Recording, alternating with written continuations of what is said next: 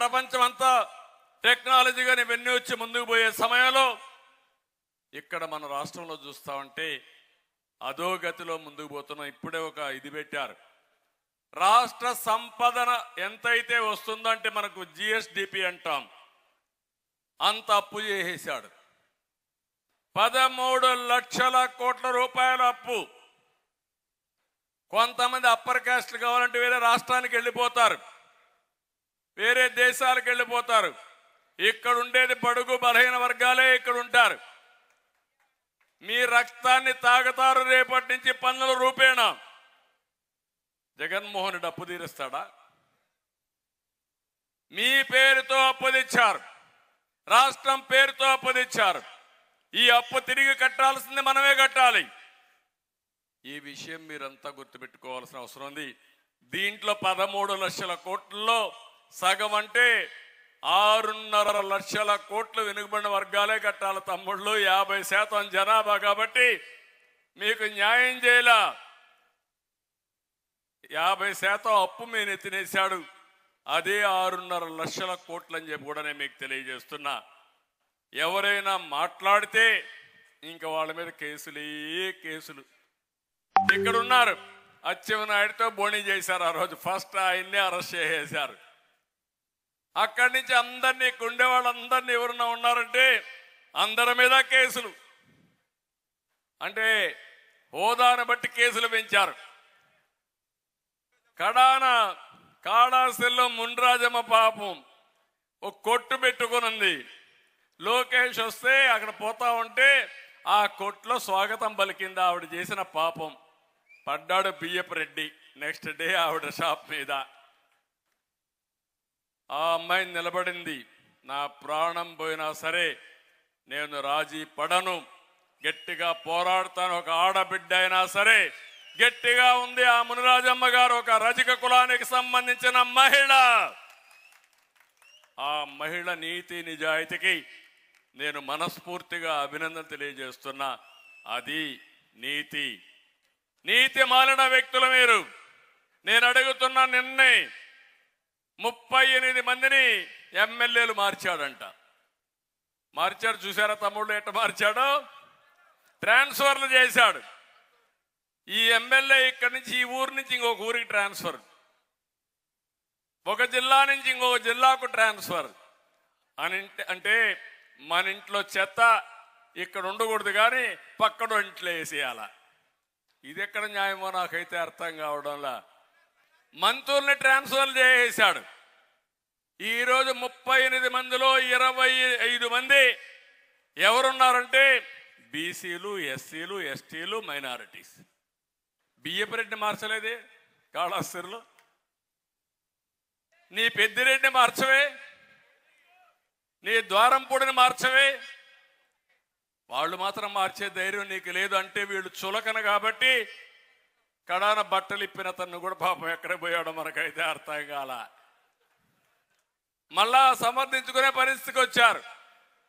అంటే నేను ఎందుకంటున్నానంటే ఒక నాయకుడిని తయారు చేయడం చాలా కష్టం. ఆ నాయకుడిని దీర్ఘకాలికంలో సమాజానికి ఉపయోగపడడానికి తయారు చేయడం అనేది రాజకీయ పార్టీల బాధ్యత. నేను గర్వపడుతున్నా, ఈ కొండే రామకృష్ణ గారు 42 ఏళ్ల నుంచి తెలుగుదేశం పార్టీలో పాలిట్ బ్యూరోలో ఉన్నారంటే అది తెలుగుదేశం పార్టీ ఇచ్చిన గౌరవం.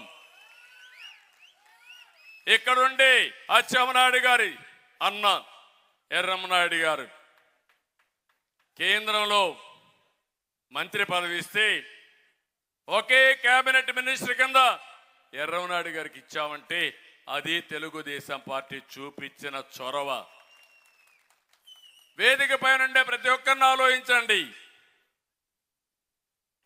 వారి యొక్క అనుభవాన్ని గుర్తు చేసుకుని ఎక్కడికక్కడ ఒక కృష్ణప్ప కావచ్చు, ఒక ప్రభాకర్ కావచ్చు, లేకపోతే రవీంద్ర కావచ్చు, పీతాని కానీ, కాలువ కానీ, పార్సార్థి కానీ, సత్యనారాయణమూర్తి, అందరిని మీరు చూడండి. ఎవరినైనా సరే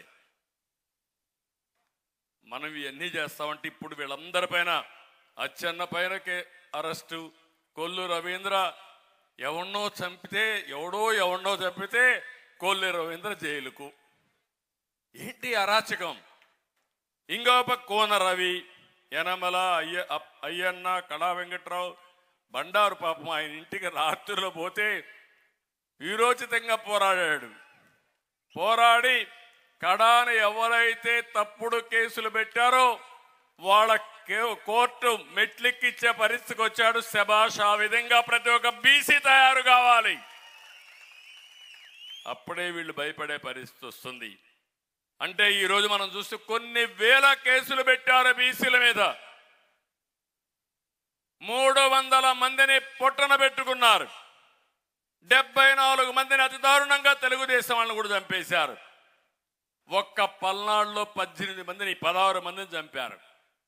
కడాన పల్నాడులో చంద్రయ్య ఒకటే అడిగారు, పట్టుకొని చంపే మునుపు నువ్వు ఒక్కసారి జగన్ జిందాబాద్ అను, నిన్ను వదిలేస్తావంటే నా ప్రాణం పోయినా సరే అన్నని. అప్పుడు కూడా చంద్రబాబు జిందాబాద్ అన్నాడు.